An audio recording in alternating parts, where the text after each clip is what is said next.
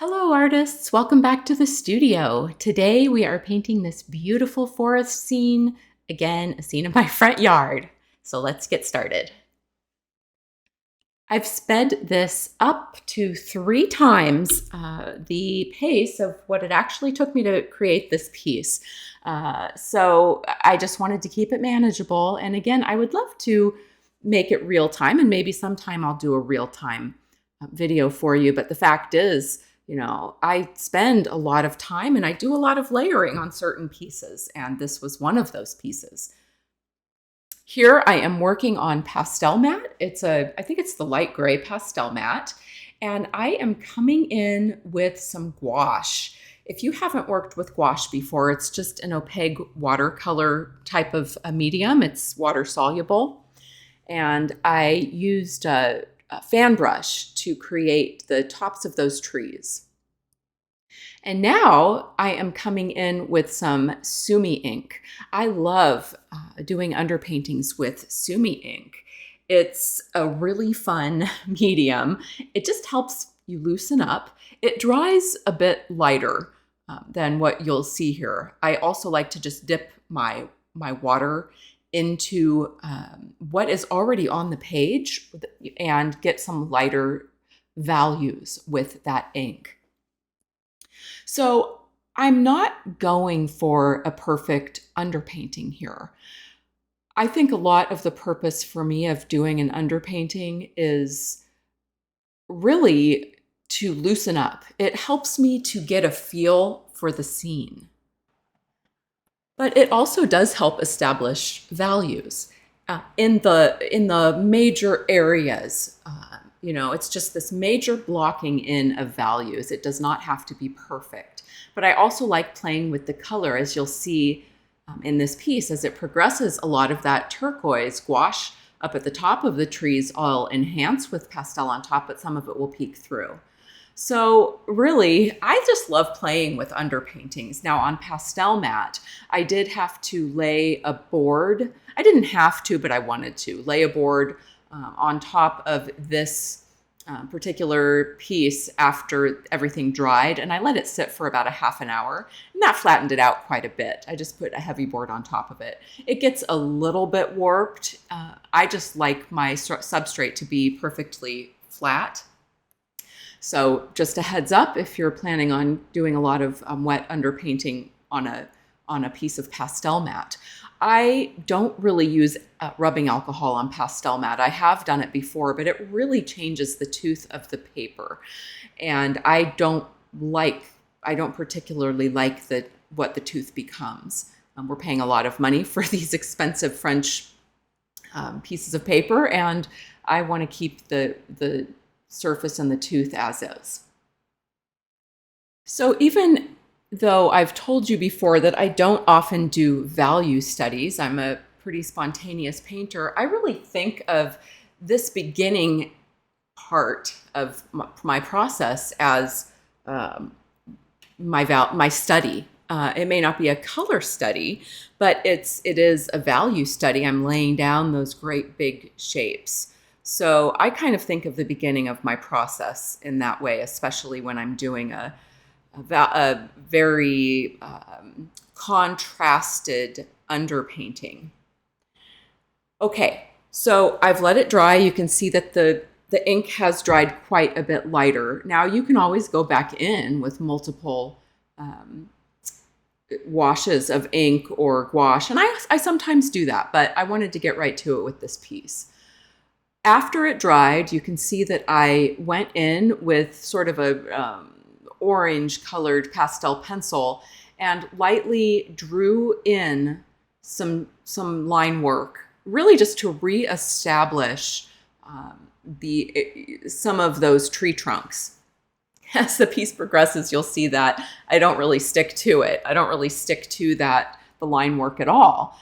And this goes through quite a bit of transformations as I'm working it. But I like to get that line work in just in the beginning because sometimes I will go with it. I think that being spontaneous and allowing yourself to make changes, to be fluid, in your painting is freeing, and it allows you to get a little bit more creative. You know, if you stick with those lines and you just are feeling rigid about it, it really, at least for me, inhibits the that feeling of openness and wanting to create something original instead of trying to stick with a photograph. Now, look at the way that I'm laying these strokes down. I'm being very gestural. I'm not going in very, very carefully and, you know, up close and looking at it, the piece of paper very carefully. I am almost, I like to think of this as a conductor. I'm conducting a symphony of color. And you can see with my hand motions that I often will kind of run my hand around the piece without touching it before I decide to lay a mark down. I'm using my whole body, and I'm working from my elbow more than my wrist, especially in these beginning stages when I'm laying down some of the bigger shapes. So right here, I'm using a Diane Townsend. I love Diane Townsend's. I have that full tirage set. I'll do a review on that for you guys sometime. And I am getting very creative with the color, as you can see. Now, when you look at my reference photo, it's a reference photo. So it's all the darks are too dark and the lights are blown out. So I'm getting very creative with it, and I'm going to show you something, and I'll put it up here in a minute. And that is that I will come in sometimes with my phone, and I will really increase the saturation and the vibrancy. I'll adjust the warmth of a photo that I'm interested in using, all to help me see the color better, especially since I think of myself as a colorist. I'm not going for a very realistic color and realistic painting here. The further that I progress as an artist, I really become almost, I'm becoming more interested in abstracted realism, if you will. I don't know if that's a technical term. It's just one that I feel kind of represents what I'm doing here, which is I want to paint a feeling, not you know, I don't want to be copying this photograph. I'm using it merely as inspiration and a starting point to jump off and get really creative with color. So here is my reference photo that I have gone in and manipulated simply on my iPhone. I have adjusted the brilliance, the vibrancy, and the warmth. I think I warmed it up a little bit. So this will help me, you know, give me a little bit more of a way of seeing. Now, when you look at the end result of my painting, it's quite a bit different than that enhanced reference photo, because again, even though I'm using it to help me see color, you know, I'm not a slave to that enhanced reference photo either. It's simply a tool. It's a tool, just like any other tool that we have you know, we have a myriad of tools as artists that we can employ. And that's how I look at these reference photos. So I'm starting to come into those background trees. I knew, now that's another thing. If you look at the photo and you really study it, those are not actually background trees because the light is, you know, when you're looking at the tree tops as they get higher up in the sky, and there's not as much density in between those fir needles and more atmosphere and light is peeking through, they always look bluer. That's almost always the case with trees. However, I am going to create an additional layer of depth in my painting by making those trees appear like they're separate trees further back in the background. So I'll be putting some smaller trees in the front. And if you look, at what I've done so far with the piece underneath the turquoise trees. You can see the tops of those two little trees that I basically just laid down the very top of them with some dark blue. So again, just the more we can create depth in our painting, the more interesting it will be to the viewer. And so that's one of the ways that I'm going to do that.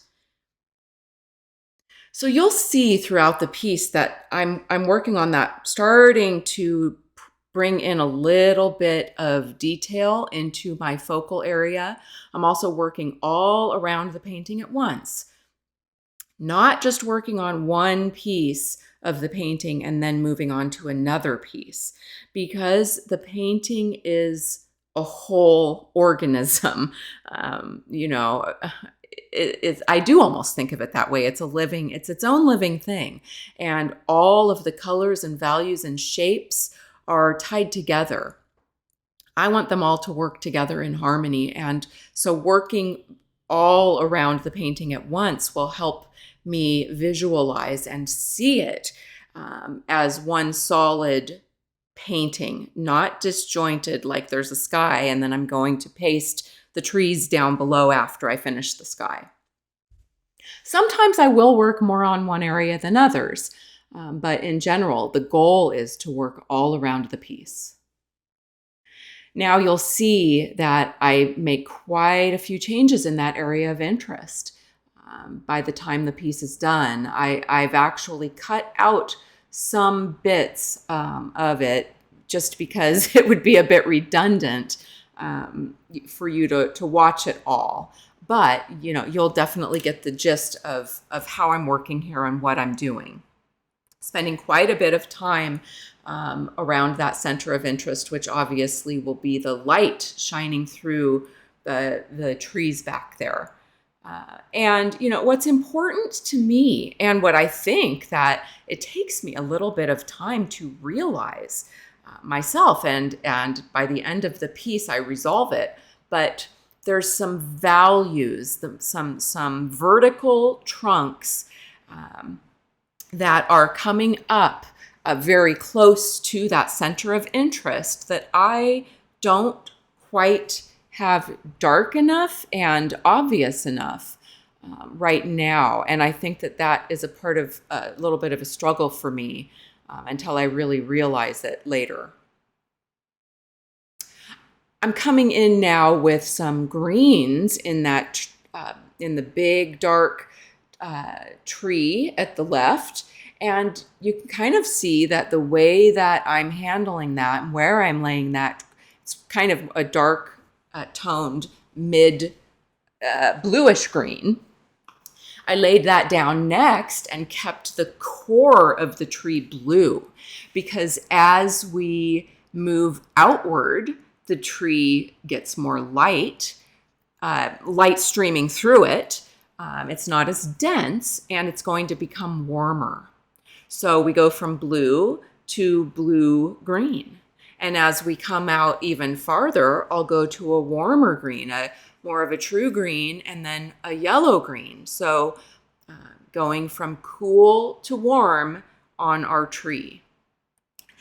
The one exception to that is, as I said before, sometimes when we get up to the very tip top of a tree, the blue of the sky is almost reflected and really shows in the tip tops of the trees. And so adding a little bit of a lighter blue at the top is something I really enjoy doing. I'm starting to get a little bit creative now. And part of this was just intuition, but I really wanted to punch up the color in this piece and just see what would happen. It's risk-taking. And without risk-taking, painting is boring to me. I didn't know if those bright violet blues would work. I think that they end up working. So I am, putting them strategically up in my tree, and I'm also using them around the rest of the painting, mostly in some of the darker valued areas, because that color, if we looked at this painting in black and white, we would see that that blue violet I just put in is a darker value. So obviously sticking, trying to stick to my values. Value is the most important thing. Even though I'm using all these colors, if my values were not correct, it wouldn't look right. Starting to come in with some of those truer greens that I was telling you about.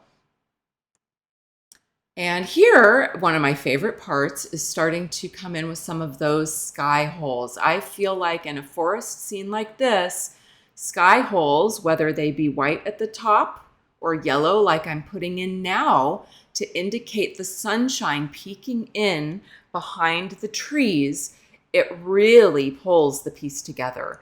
It really creates a sense of space, and it's really drawing in my trees with negative painting. I talk about negative painting a lot. That's what I'm doing here. I'm really thinking about what the shape of those trees are and working the pastel around them to create the shape of the trees with the light, with the lighter colors, okay? So it takes practice to do that. And I really, if you're serious about painting, try to paint every single day. Here you can see that, I'm not always just negative painting. I'm coming in with some of those trees that I've kind of created down in the mid ground and doing some positive painting in on that side to create some smaller trees.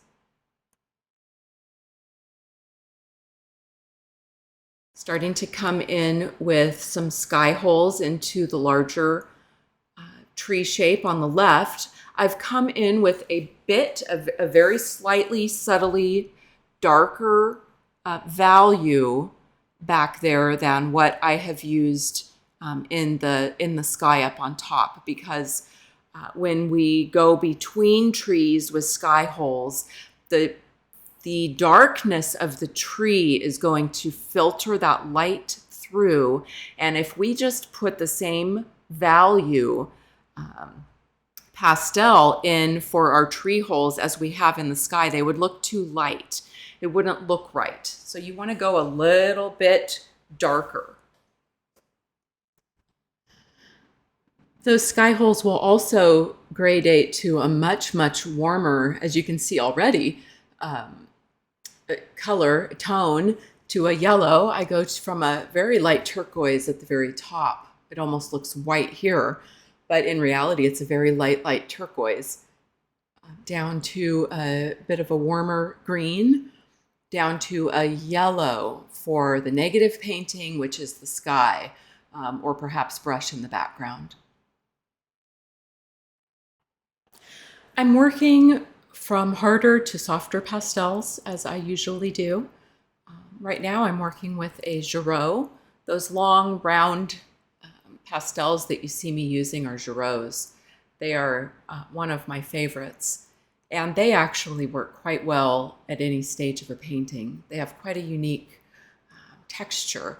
I mean, if you're really layering a lot, and in this particular case on this painting I am, they will start to slide a little bit or just not be quite as, they just won't look quite as saturated as they perhaps do in the stick if you try to layer them too much.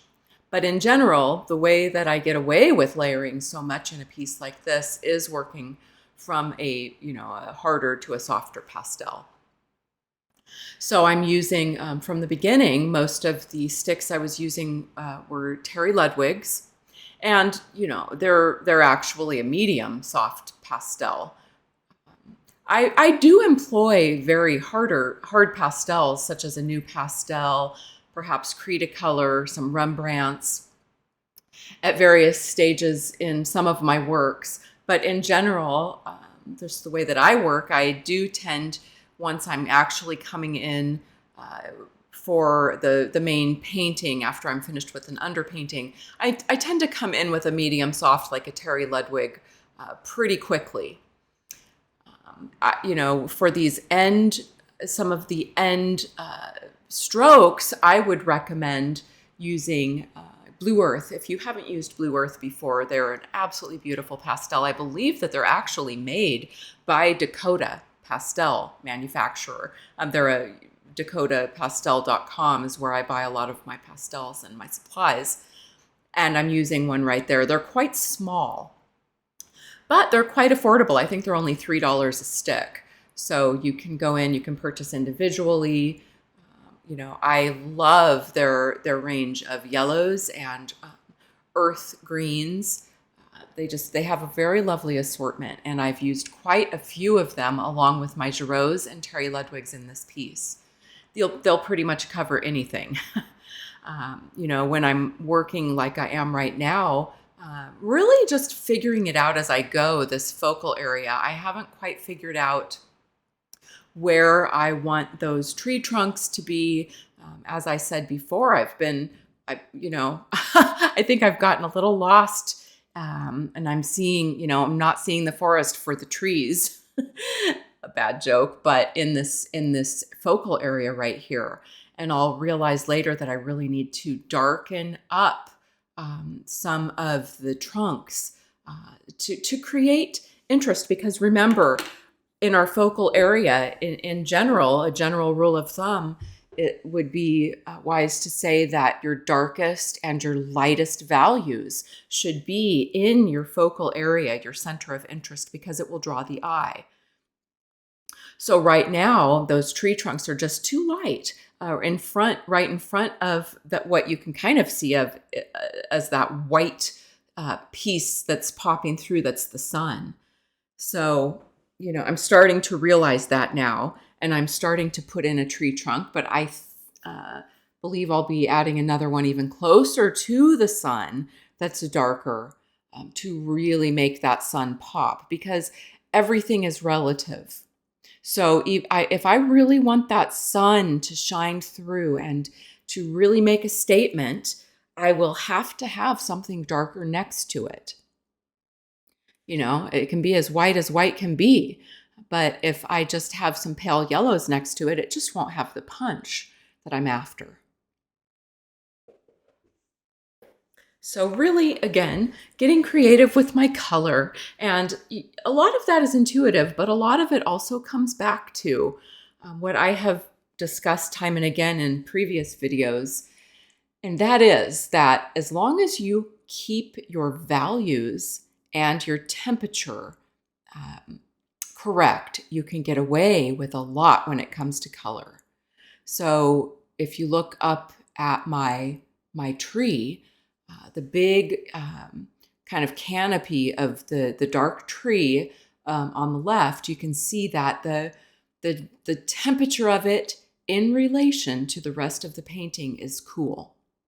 So, you know, I can get away with some of that blue violet up there, because that blue violet, even though it's a very saturated, bright, and when I say bright, I don't mean bright in a light value way. I just mean a very saturated chromatic color. I can get away with that because it's still cool and it's still dark in comparison to the rest of the painting. So, you know, if you look at, say, the turquoise bits of tree trunks that I placed on the right, and you can kind of see those. And I am taking that from my reference photo. There's some little lighter colored, skinny little tree trunks that are cooler, a little bit cooler in the actual reference photo. But I've taken that information and I've decided, hey, it's a little bit cooler, so I can really play with that. Let's turn it really cool in comparison to the other tree trunks, and let's make those trunks turquoise. So as long as the temperature is correct, it's cooler than the other tree trunks and a little bit lighter, I can get away with something like turquoise. So that's how I'm constantly thinking about temperature and value. And then the color, the fun part, it plays into those two rules, if you will. I think temperature is really one of the most advanced parts of theory in painting, and it's probably one that took me the longest to fully understand, and I'm still working with it and understanding it. I'm still learning.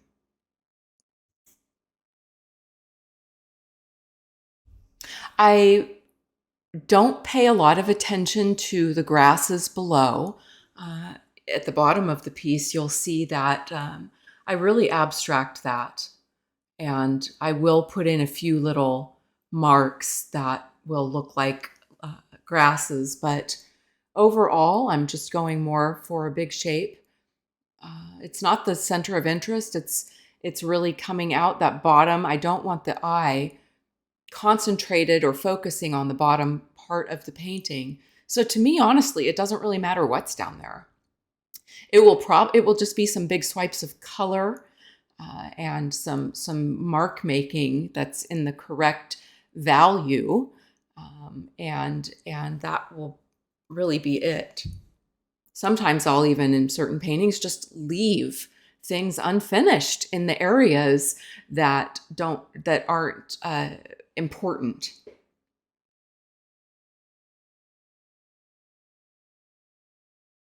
Starting to come in now with some bright pops of color. Once I have established the shapes, the values correctly in my big masses and, in my objects. So the tree trunks are established, and the branches are established. I can really start to delve into some accents and highlights. And accents are dark pops of color, or perhaps just a dark value. And highlights are very light valued pops of either color or value. And since I want this to be a very chromatic piece, I'm using, a very pure, saturated turquoise that's in the same family of turquoise that I have used in the rest of the piece to create those pops of color.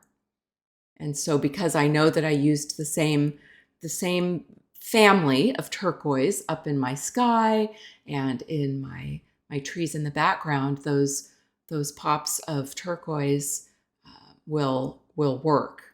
They won't be disjointed. Now here I'm starting to really swipe in some of the warm greenish yellows like I talked about, since it's closer to the sun. In this case, that is going to really reflect in our main tree. So I'm using very gestural strokes.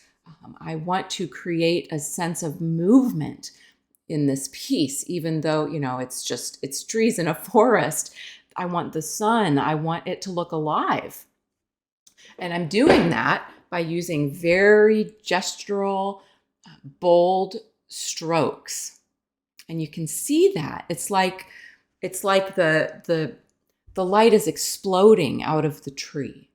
So don't get in there, even though I did do that a little bit. I'm guilty of it myself and got a little fidgety in the center of interest there and had to go back and forth quite a bit.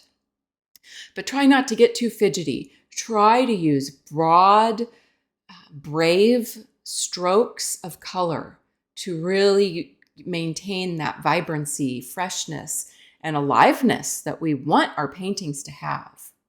Now here is where I had that aha moment and said, hey, I really need a darker value tree trunk next to my sun. It just wasn't coming together without it. I needed that contrast.